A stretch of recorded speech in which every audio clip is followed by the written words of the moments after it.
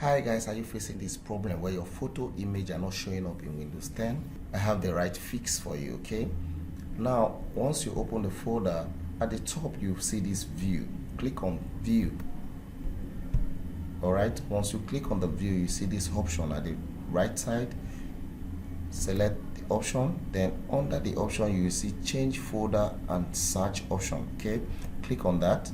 Then it will take you right to this folder option. Alright, so click view.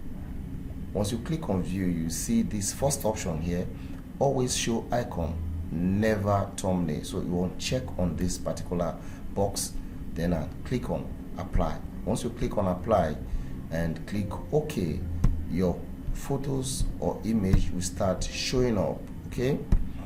If you find this video helpful, please subscribe to my channel and click on the notification bell so that whenever I drop a video like this, you will be the first to be notified. Share and like this video. If you have any question or suggestion, you can drop it in the comment section below. Thank you for watching and see you in my next video.